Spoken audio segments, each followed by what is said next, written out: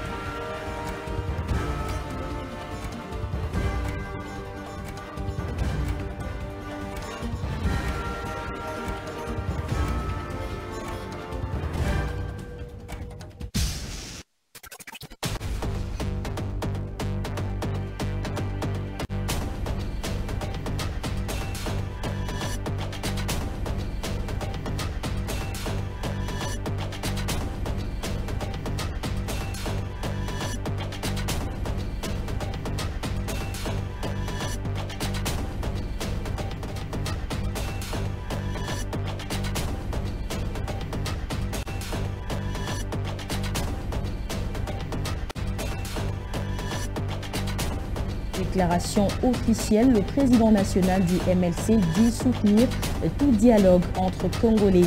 Cérémonie officielle de remise de sites de la zone économique spéciale pilote Maluku par le Premier ministre. Ce programme va contribuer à l'industrialisation du pays dans le but d'atteindre l'émergence tant souhaitée. Aux USA, Trump et Biden au coude à coude après la grande bataille de la présidentielle. À l'issue de ce scrutin, Donald Trump confesse déjà la victoire. Le camp de Joe Biden qualifie sa prise de parole de scandaleuse. Mesdames, Messieurs, bonsoir. Merci de nous rejoindre à cette nouvelle session d'information.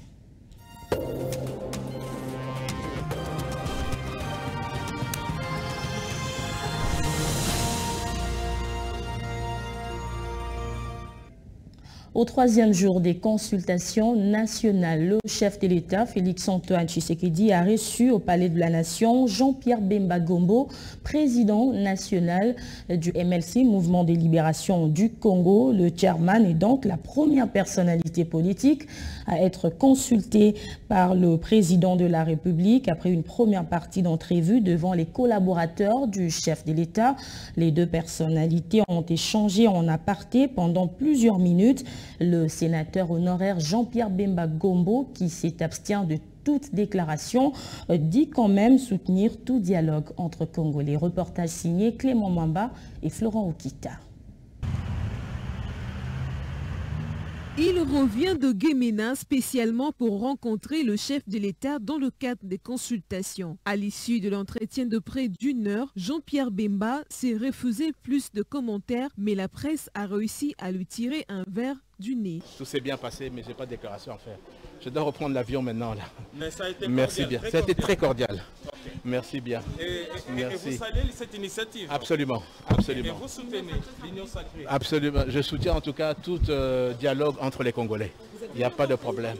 Absolument. Je ne sais pas. C'est possible. C'est la première fois que les deux acteurs politiques se rencontrent depuis la période préélectorale de 2018. Leader du mouvement de libération du Congo et le premier chef de parti politique à être consulté par le chef de l'État Félix-Antoine Tshisekedi ouvre le bal des acteurs politiques attendus à ses assises.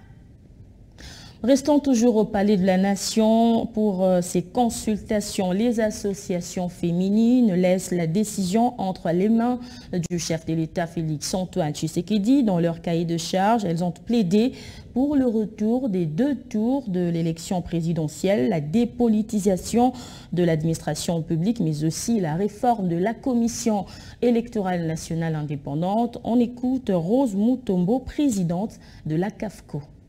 Nous, en tant que femmes, nous avons eu à travers notre comité des charges que nous avons déposées et il y avait depuis différents points que le président avait soulevé dans son discours. Et par rapport à ça, nous avons abordé le problème de la sécurité, de la diplomatie, du portefeuille de l'État des droits, de la diplomatie, de l'organisation des élections, de la CENI. Et en bref, les femmes ont décortiqué tous ces différents points. Je peux citer quelques points les plus importants. Elles ont eu à se prononcer par rapport à l'élection du président de la République. Elles ont sollicité pour qu'on retourne à 2 tours comme dans le passé. Et par rapport à l'organisation des élections, les femmes se sont dit que l'article 13, comme elle ne met pas les femmes à l'aise sans qu'il y ait des sanctions, elles auraient préféré qu'on inscrive le quota dans la nouvelle loi pour permettre à ce qu'il y ait un grand nombre dans la participation politique des femmes.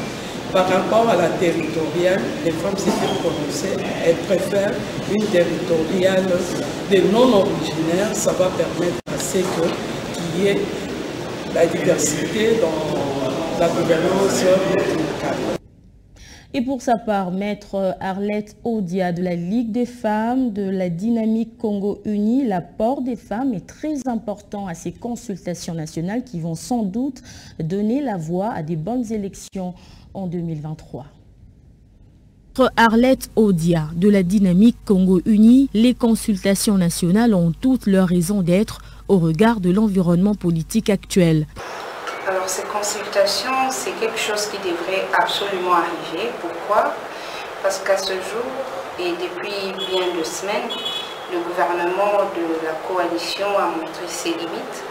Et pour notre part, essentiellement, les limites du gouvernement a fait que l'appareil de l'État ne fonctionne pas comme il se doit. Et les conséquences, elles sont fâcheuses par rapport à la jeunesse, les enfants, la femme, la société dans son ensemble ne fonctionne pas comme il se doit. Présidente de la Ligue des femmes du parti Cheravidi et Chimanga, Maître Arlette Odia pense que l'apport de la femme est incontournable à ces assises déterminantes pour l'avenir de la RDC. Oui, il faut d'abord relever que déjà même si ce gouvernement a fait des limites, au sein du gouvernement, nous avons vu comment les femmes, elles se sont démarquées dans leur façon de faire les choses. Et que si on doit compter des failles, très peu seront au compte des femmes. Ça veut dire que les femmes ont un apport très important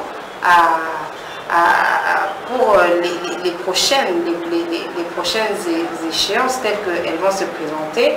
La femme a toujours été déterminée. Lorsqu'elle veut faire quelque chose, elle sait amener des solutions à ce problème. Les consultations politiques et sociales lancées par le chef de l'État devront, d'après ses propres mots, aboutir à une union sacrée de la nation. Le sénateur Bahati Lukwebo, réélu président de l'AFDC pour un mandat de 5 ans, c'est à l'issue de travaux du 3e congrès ordinaire de cette formation politique tenu mardi à Kinshasa. Bahati Lukwebo a obtenu le mandat de la part des congressistes d'engager l'Alliance des forces démocratiques du Congo aux consultations nationales entamées par le chef de l'État.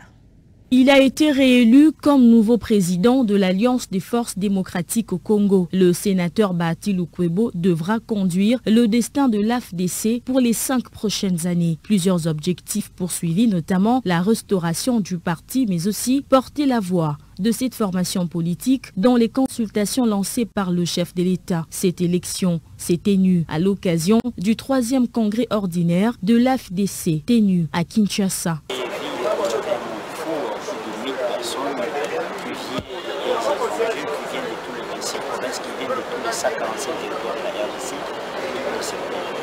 a été question que nous faisons une deuxième alliance, mais aussi et surtout renouveler notre confiance à l'initiative et au pouvoir le professeur Bahati, qui est encore réélu en qualité de président national de l'AFDC et qui va porter ses mandats pour diriger les renouvellements politiques AFDC. Ça veut dire, pour être président national du parti politique AFDC, il faut que vous soyez élu par les congressistes. Et pour être président national du renouvellement politique AFDCA, il faut d'abord être président national du parti politique AFDC légalement reconnu. Des travaux qui ont coïncidé avec le 10e anniversaire du parti. Dans le reste de l'actualité, le chef du gouvernement central, Sylvestre Ilunga Ilunkamba, présidé ce mercredi la cérémonie officielle de remise de sites de la zone économique spéciale ZES, pilote de Maluku, organisée par le ministère de l'Industrie. Cette cérémonie a connu la participation de plusieurs membres du gouvernement, aussi de mandataires publics. Ce programme, la ZES, va justement favoriser l'industrialisation de la RDC dans le but d'atteindre l'émergence tant souhaitée. C'est un accueil chaleureux des militants des forces politiques de la coalition au pouvoir à l'arrivée du numéro 1 du gouvernement venu lancer ce projet qui va changer le visage de la capitale Kinshasa. En effet, cette cérémonie inaugure la phase opérationnelle du programme de création des zones économiques spéciales en RDC dans le but d'atteindre l'émergence tant souhaitée. Le gouvernement attend donc de cette compagnie de gestion de Maluku, primo, l'aménagement de la zone économique spéciale pilote au moyen de la mise en place des infrastructures et de la fourniture des équipements, selon le plan d'aménagement à conformité avec les schémas directeurs et approuvé par l'Agence des zones économiques spéciales. Secondo, le gouvernement attend l'exploitation et la gestion de la zone économique spéciale pilote de Maluku, comprenant notamment, d'une part, la promotion de la zone économique spéciale et la commercialisation des droits d'occupation des différents terrains parcellisés et aménagés par l'aménageur gestionnaire auprès des opérateurs économiques souhaitant s'implanter dans cette zone. L'opérationnalisation de la ZES entre dans la ligne droite du pilier 7 du programme d'action du gouvernement Ilunkamba. Parmi les temps forts de cette cérémonie, la signature du PV de remise du site entre la ZES et la firme Strategos et la remise du contrat d'aménagement et du PV de remise officielle aux représentants de Strategos par le Premier ministre. Le site de la zone économique spéciale pilote de Maluku a une superficie de 244 hectares sur les 885 que comprend cette zone qui fait partie de la zone industrielle de Kinshasa, comprenant Maindombe, Kwango, Kwilu et Congo central. Le gouvernement congolais a le contrôle de la pandémie de la Covid-19, peu de cas de nouvelles contaminations, baisse de nombre de décès, signe d'une maîtrise de la pandémie de la part du gouvernement. Les propos du ministre de la Communication et Médias, porte-parole du gouvernement Jolino Makelele, après une importante réunion présidée par le chef du gouvernement avec l'équipe multisectorielle de la riposte contre le coronavirus. Le gouvernement Ilunkamba s'engage à mettre des moyens conséquents à la disposition des structures sanitaires impliquées dans la démarche pour une bonne prise en charge des cas confirmés. Sous la direction du Premier ministre Sylvestre Ilunga Ilunkamba, le gouvernement central a tenu une réunion de contrôle de la situation de la pandémie à coronavirus. Nous avons constaté qu'effectivement, il y a une véritable stabilité au niveau de la gestion de cette pandémie par nos équipes médicales. Le chef du gouvernement s'est engagé à mettre des moyens conséquents à la disposition des structures sanitaires impliquées dans la démarche pour une bonne prise en charge des cas. Le Premier ministre a ainsi invité la population au respect strict des gestes barrières afin d'éviter la propagation de la pandémie à coronavirus, soulignant au passage que les nouvelles dispositions ont été prises à l'aéroport international d'Ndjili à Kinshasa pour la prise en charge des passagers en provenance de l'Europe et des USA qui sont donc soumis à un test de dépistage pour un coût de 45 $ américains. Nous avons remarqué un certain relâchement de la population dans le respect des mesures dites barrières. Et donc, il a été recommandé par le Premier ministre de sensibiliser davantage et de voir dans quelle mesure ces perspectives en ce qui concerne les mesures de coercition peuvent être envisagées. C'est une réalité, d'abord en ce qui concerne la prise en charge, le montant. Il faut savoir que ce montant, s'il a été fixé à cette hauteur-là, c'est parce que les charges de la prise en charge, justement, sont énormes. Il y a plusieurs services qui interviennent pour assister les services médicaux proprement dits et donc veiller à ce que les mesures qu'on doit prendre en ce qui concerne la protection soient des mesures les plus efficientes possibles. Ont également pris part à cette réunion présidée par le chef du gouvernement, les comités sectoriels de la riposte et quelques membres du gouvernement central. À l'Assemblée nationale, le directeur général de l'Institut congolais pour la conservation de la nature a été auditionné par la commission environnement de la Chambre basse du Parlement, chapeautée par l'honorable Elvis Moutiri Omeinu. L'impact de la construction de la centrale hydroélectrique de 150 MW par la société Kipai Investment au niveau du parc de Lupenda dans la province du Haut-Katanga. Une centrale hydroélectrique dans le parc Upemba a attiré l'attention de la commission environnement de l'Assemblée nationale. Voilà ce qui justifie la présence du directeur général de l'ICSN devant cette commission. Selon le patron de l'ICSN, cet aménagement est une aubaine pour les populations riveraines. Ce projet a beaucoup d'intérêt et ce projet présente effectivement un intérêt capital vu le déficit énergétique que nous enregistrons dans la province du Haut-Katanga et également le besoin des populations. Aujourd'hui, sans l'énergie rurale, vous savez combien il n'y a pas de développement. On ne pourra pas voir un coin du pays où les enfants jusqu'à 20 ans, 30 ans n'ont jamais vu la télévision, ne peuvent jamais vous regarder, vous de la presse, ni savoir ce qui se passe. Donc, d'où l'intérêt de ce projet, mais également beaucoup d'autres avantages par rapport à la main-d'œuvre. Ça résorbe suffisamment du chômage.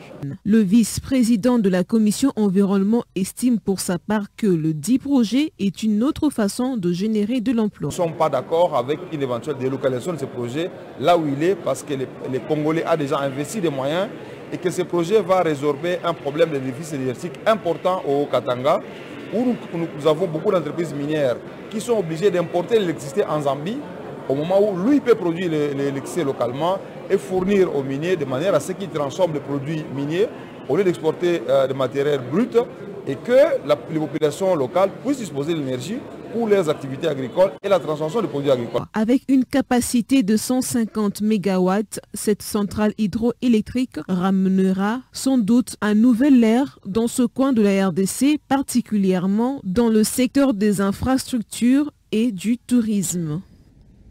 Autre titre d'actualité, le gouverneur de la ville-province de Kinshasa, Jean Tiningobila, a inspecté les travaux de réparation de nids des poules sur l'avenue du marché, démarré depuis le 19 octobre dernier.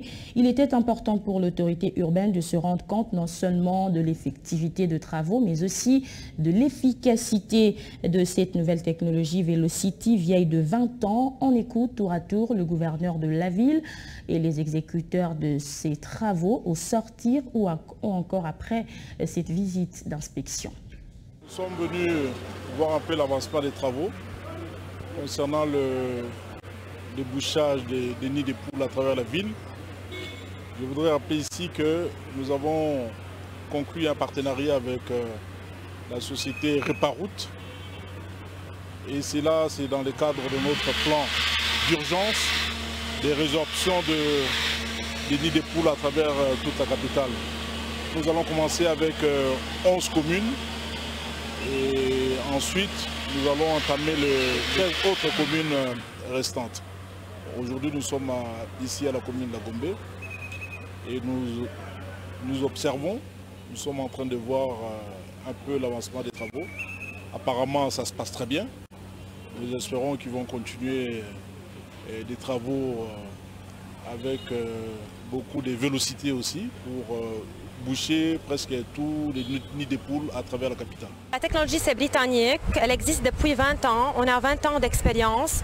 On a travaillé dans plusieurs régions mondiales, en Afrique, au Liban, à Koweït, à Qatar, dans la Grande-Bretagne. Cette technologie utilise l'émulsion froide, n'est pas chaud, ce qui diminue le CO2 l'émission dans l'air.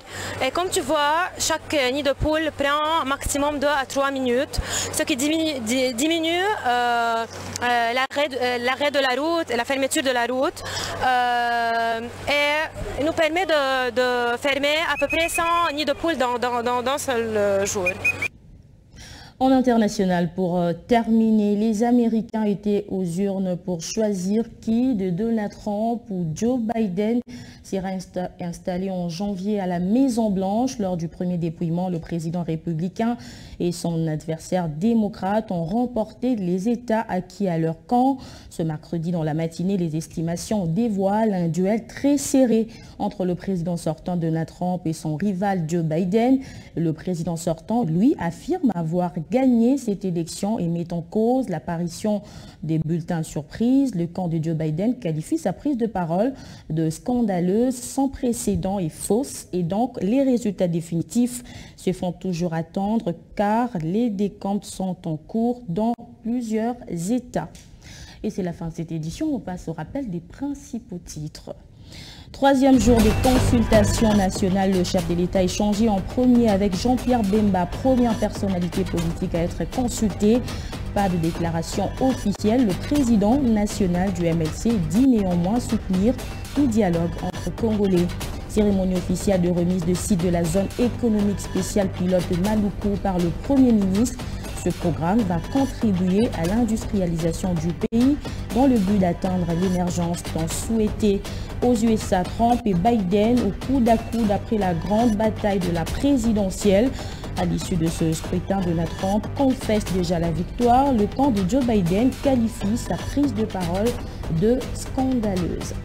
Édition coordonnée par Ghislaine Kanda. Mesdames, Messieurs, merci de rester fidèles à nos programmes d'information.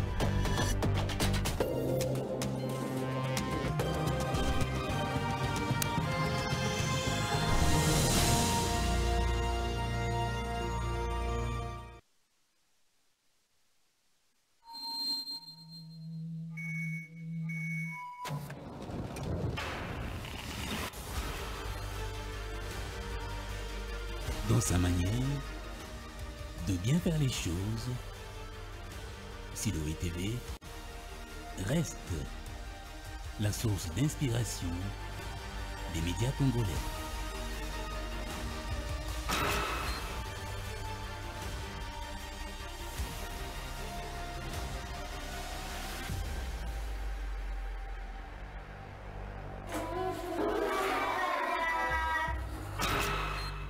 Merci de suivre les pas